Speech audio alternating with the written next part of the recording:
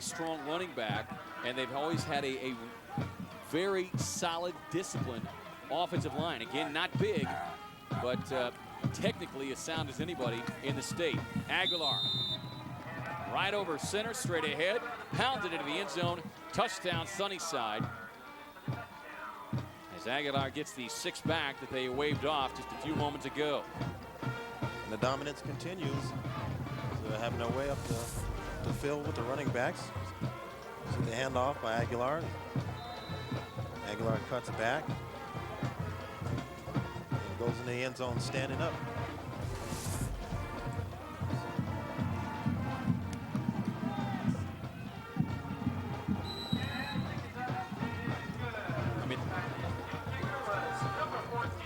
There's Aguilar sideline. He's well over 100 yards tonight.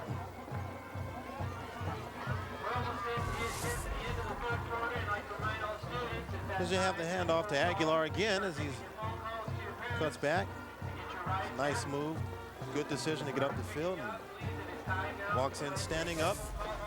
Scores another 6 for Sunnyside. And they are rolling.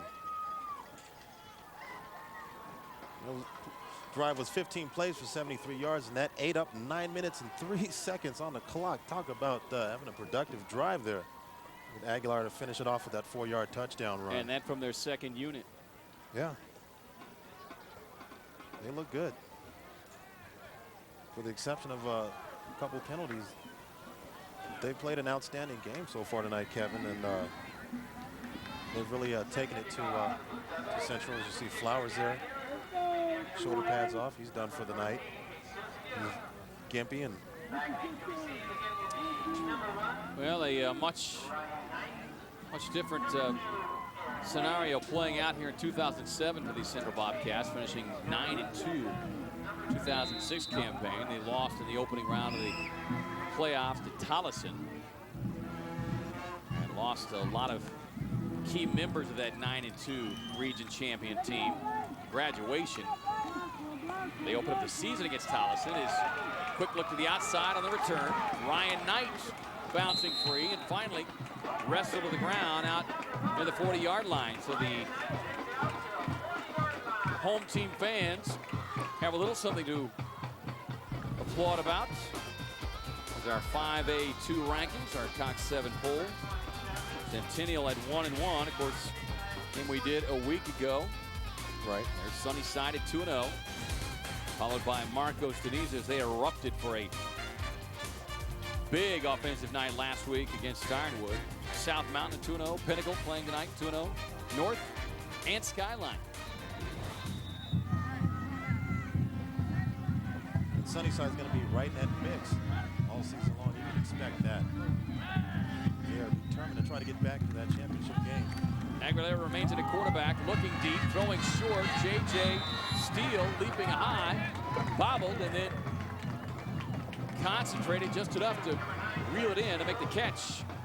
And looks like he's going to have enough for the first down. So one of the few first downs tonight for these Central High Bobcats. Just a third of the evening. And Aguilar hasn't completed that many passes tonight, but that was a bullet there that he fired in there for completion. And there's Jared, a.k.a. J.J. Steele, for the reception there. Talking about the, your other quarterback that's now playing some wide out. Trying to open up this offense a little bit, see if they can get some production out of this offense. Ryan May in the backfield. We've not seen Fukong much since that opening quarter. Aguilera pressured. Looked to try and throw again, but has no time to survey downfield. As he is pummeled there on the far sideline. No gain. Second and long here for the Bobcats.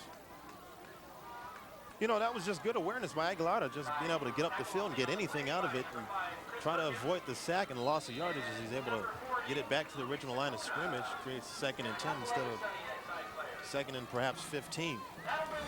Well, another 7 points put on the board by the unbeaten Sunnyside Blue Devils at the end of 3. 45-0. Sunnyside leading Central. You're watching live AIA High School football on Cox 7 Arizona, sponsored by Blue Cross Blue Shield of Arizona. We head to the fourth quarter, and the visitors from Tucson enjoying their stay here this evening. 45-0, the Sunnyside Blue Devils. They're going to go to 3-0 here, and they will do so. Meanwhile, Central will slip to 0-3, and right now it's for Central all about just trying to execute, try to get some things to build on, and for both coaches, it's all about maintaining your health. You don't want to have any injuries in a game like this. Here's May on the carry, lost his footing as he moved forward. Well, we posed the question tonight, our Grand Canyon University interactive poll. Top 5A2 running back in the state. Jeff Hughes from Centennial, Jovan Stevenson, or Harrison Evans from Marcos Deniza. And kind of like the score, the voting a landslide in favor of Jovan Stevenson. 62% say they'll go with Jovan Stevenson. And why wouldn't you after watching him run in that first quarter and a half, not even the first half really, as he moved to wideout on a number of plays. But certainly want to thank all of our viewers, and in particular those watching in Tucson. You know, even though we didn't get a chance to see a lot of Jovan Stevenson, apparently our viewers saw enough to make that decision that clearly they thought that he was the best running back in the state, and arguably he's demonstrated that tonight in limited play.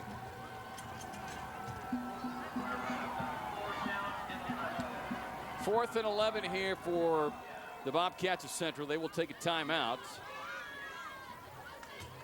And we have not seen J.J. Steele move in at quarterback, so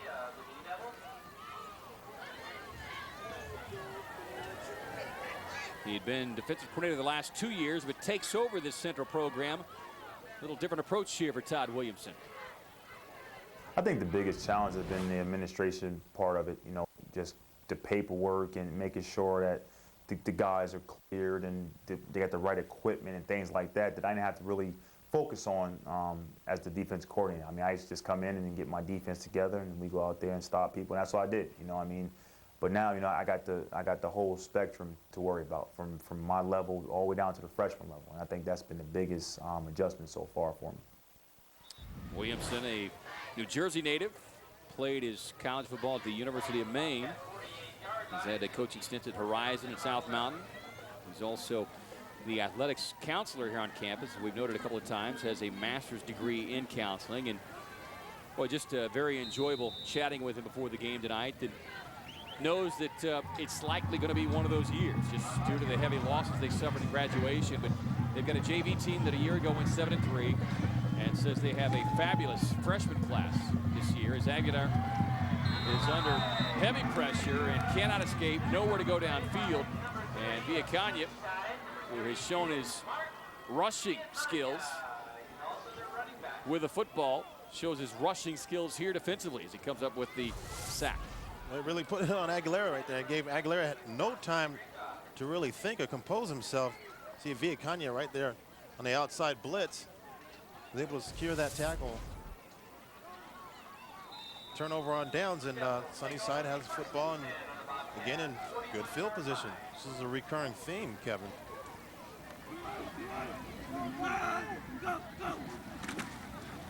Sarah remains in at quarterback. New back here. You don't often see an offensive player wearing number 51 carrying the football, but Brian Burrell, who is set up there in that slot and up back, the H back, if you will, gets the carry. We've seen him run lead block on a couple of plays for Villacana. Well, you know, when you got a guy wearing a 51 that's running the football, you know that you're in pretty good shape there. That you pretty much got the game under control. So he's wearing, of course, Dick Buckus' old number there, low 51. He'll get it again, straight ahead as he drags the defender with him. Sims hanging on for the ride, or check the number 68 on the stop for Central.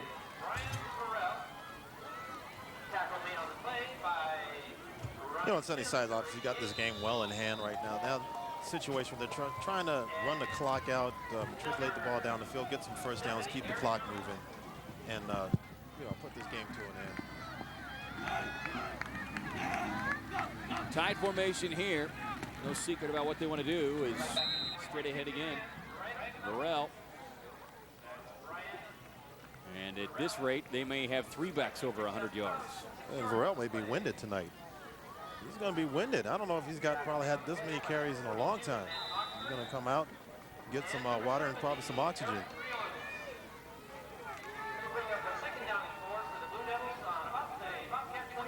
You see the smile on his face. He's obviously happy to carry the rock a little bit.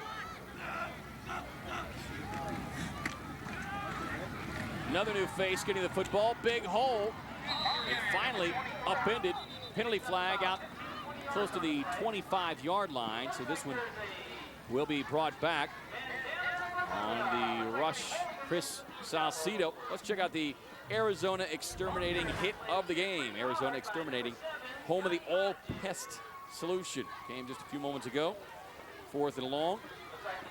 And you got 4th and long. You got Aguilera looking to drop back. You got Villacania all over him. Smothered him. Nowhere to go with that football, but down. Turnover on downs there. Good play, hit of the game by Villacania. There's Villacania on the sideline. He's had a good game tonight. As well as just every running back there. Anybody that's touched the football and carried it tonight has had a pretty good night for Sunnyside.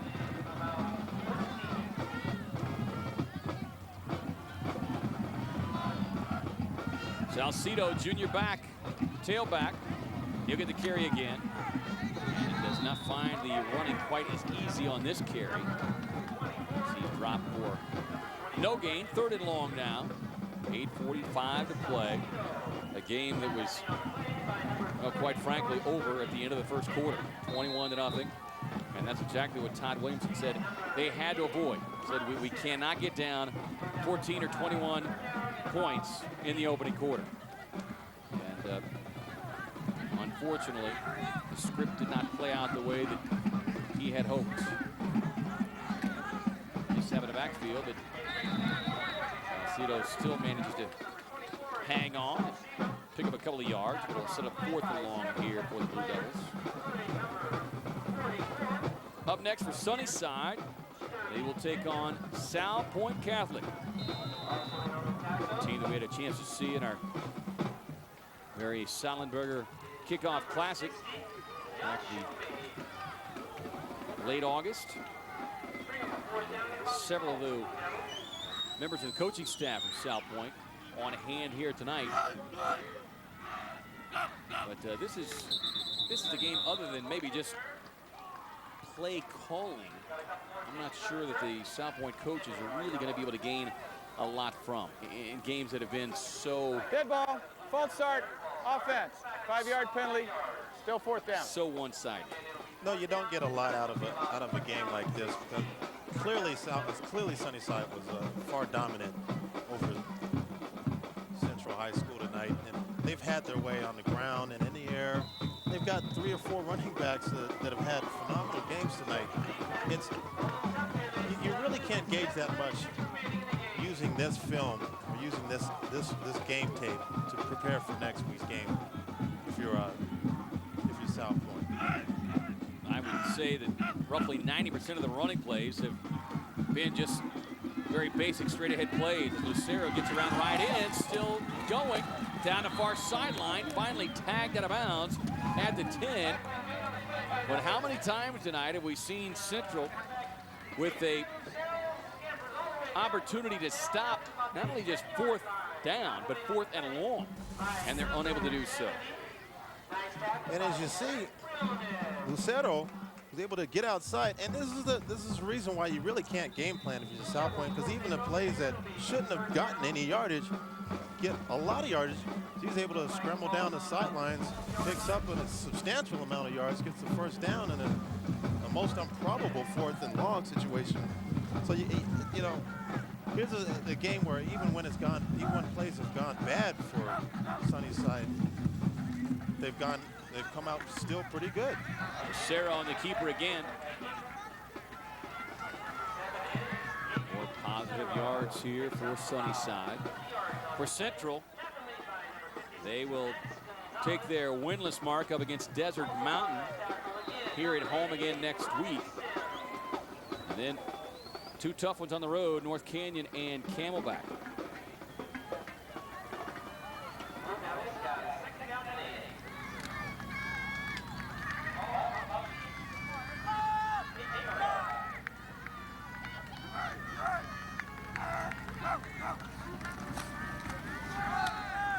Aceto straight ahead. As he just plows through a couple of defenders and carries a couple of more with him, and bring up 3rd and short here. They can actually pick up another first down without scoring the touchdown.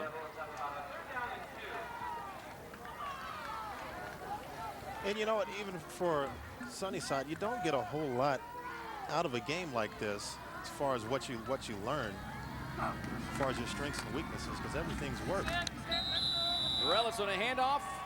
He'll get into the touchdown party. Touchdown Sunnyside. All right. Big 51 there. Plow his way into the end zone. So, you know, now it's just a little bit of fun time here as they hand the ball off. It's the belly right up the center, right up the gut, Morales. And he's able to trample in, standing up.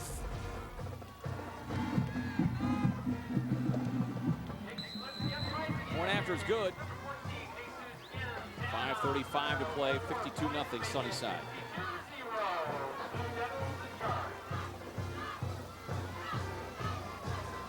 There's Varel right there sharing some laughs with the teammates. He doesn't get an opportunity to score much, but in a game like this, it's pretty much out of hand, and anything that they do has worked to some success, some varying success tonight. You know, he has an opportunity to score, and I'm sure his teammates are happy for him. He's getting a lot of congratulations there on the sideline.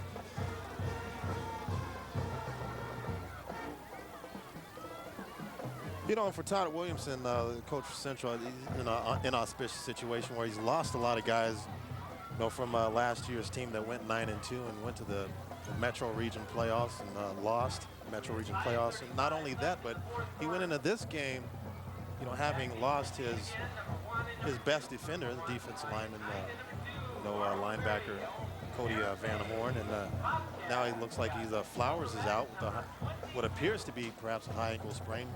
We have to find out, see what his prognosis is going into next week and the rest of the season. So it could be a, you know, they could take a lot of lumps this season. Well, and I think for the new head coach, one of his most difficult challenges will be, you know, getting his team to not drop their heads and shoulders and begin feeling sorry for themselves, because there is a lot of football left, and the easiest thing to happen when you know you're shorthanded, and you know on most Friday nights you don't have a chance to win. Self-pity can be a very dangerous thing, especially with a young, inexperienced club. And they say that that counseling degree, I think, will come in handy for Coach Todd Williamson this season. But again, you get a sense just in talking with him before the game tonight that really has a vision, a plan of what he wants to do here, and is happy about being here.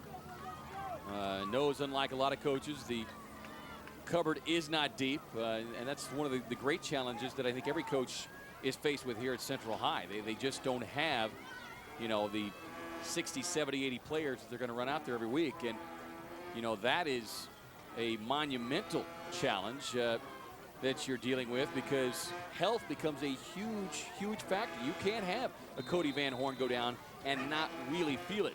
Whereas at a Hamilton and even a Centennial, you lose a key player, there's another pretty good guy sitting right behind him. Absolutely. You know, one of the things that Coach Williamson's got to try to prevent from this team is, you know, they're going to take a lot of lumps this year because, like you mentioned, they just don't have a lot of depth.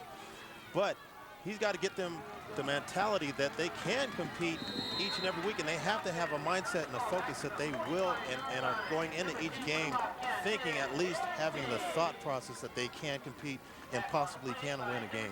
Time now for the Tribune Varsity Extra play of the game. For the best coverage of high school sports, check out the Tribune Varsity Extra.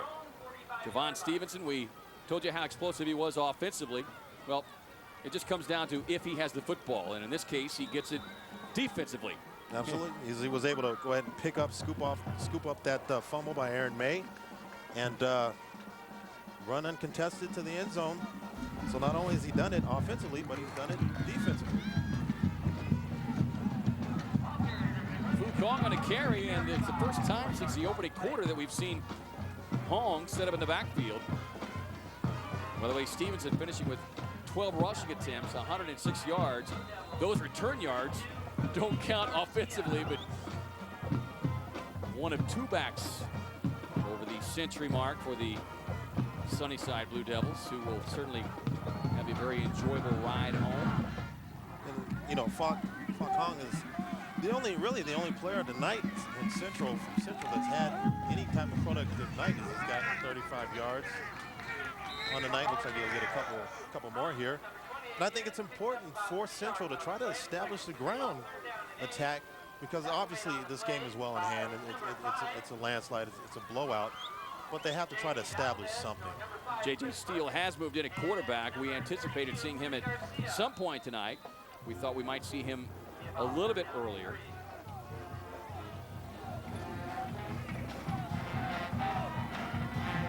Third and short here. Hong straight ahead and bounces off a wall of white jerseys. Maybe a half yard. You see the numbers on Jared J.J. Steele.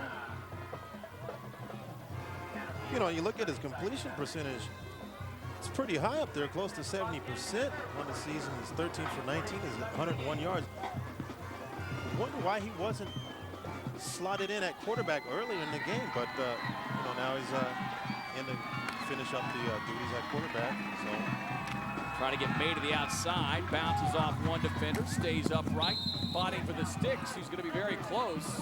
And based on a look across the field, looks like he might just be about a half-yard shy. you know, that was a good run there by May. And as a coach, I'm sure Todd Williamson, he wants to see that kind of fight in his players, even in a situation like this where the game is obviously well in control by Sunnyside.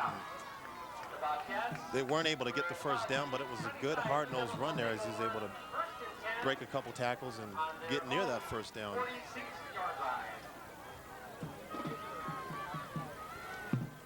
Well, Sunnyside will take over here. And at this point, they would just love to see that 307 taken off the board right now. I think that Sunnyside's going to do Central a favor and basically try to kill this block.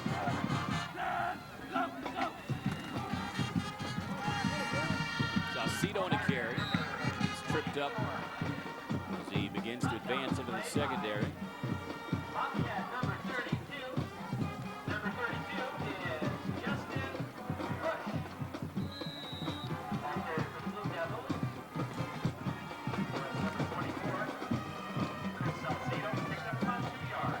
Impressive night with that ground attack, but again, hard to gauge going into next week's game. Salcido again on the cutback, penalty flag on the play.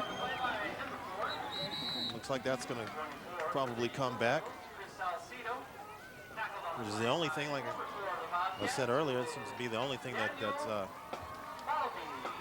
stopped Sunnyside's ground attack all night long, and stopped them pressing the football up the field. And you could bet that this holding is offense 10 yards from the spot, second down. That's what Richard Sanchez will be impressing upon his team at practice this week, because, you know, as a coach, you're never happy. You want wins, but you don't necessarily want a 52-0 win. But I'm sure in an effort to keep his club grounded, he's going to show them each and every one of those penalties as they approach 100 yards in penalties. Now, he'll take it, but he wants his team to remain humble. In fact, over 100 yards, not 125. Right. But wanting to remind them that those kind of penalties will not fly a week from tonight against South Point Catholic. No, it definitely will not. And throughout the rest of the season, as you're going to play stiffer competition and tougher opponents, teams with more depth, you can't do that. You can't get the turnovers and keep committing the turnovers that they've committed, situations where they've had positive yards, moving the football, matriculating it down the field, or else it will bite them where it hurts. And you know, they have a mission, obviously, from last year's loss in the state championship game, to try to get back there and win it. So it's important that they keep away from those type of penalties. Keep it on the ground here, and that has been pretty much the story throughout the night. We did see them on that third or fourth series try to pitch the ball around the field a little bit, work on some passing schemes. But they have only thrown one pass this entire second half as we are under a minute to play.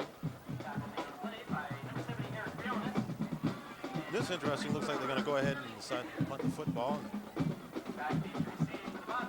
I thought they just might go ahead and tuck it in and try to run it.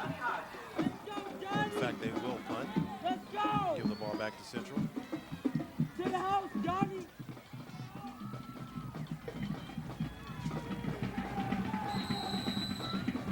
They'll take the penalty.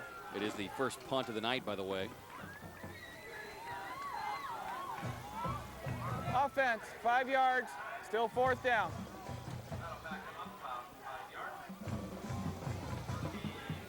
Bob Corrin, our statistician tonight, is always doing an extraordinary job.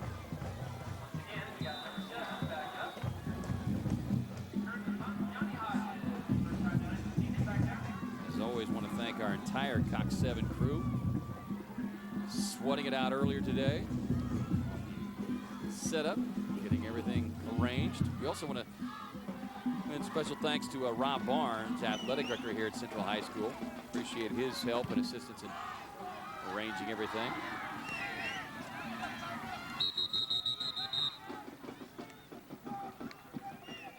.8 remaining.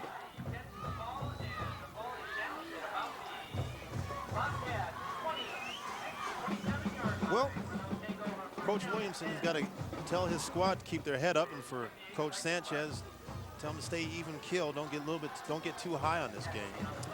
Well, it is a big year for Central High, the 50th anniversary of the school, as we mentioned. The Central High Athletics Department honoring the best student athletes that have walked the campus over the years.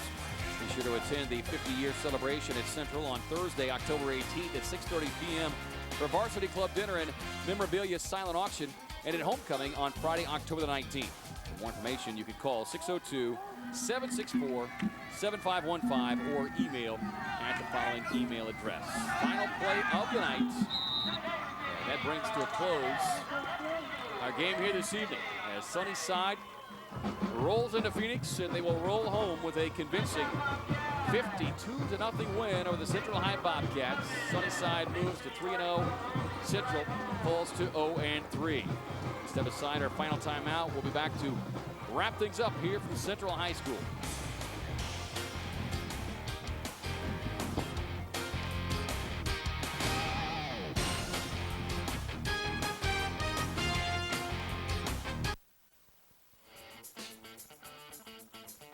Live AIA High School football on Cox 7 Arizona has been presented by Blue Cross Blue Shield of Arizona, an independent licensee of the Blue Cross and Blue Shield Association.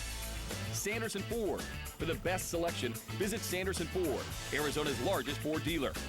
SCF Arizona, at work for you. The United States Army, Army Strong. Arizona Exterminating, home of the All Pest Solution. The Tribune Varsity Extra, for the best coverage of high school sports. And by Sport Clips. At Sport Clips, guys win. 52-0, our final here tonight from Central High School here in Midtown Phoenix. Sunnyside coming in with the number 2 ranking.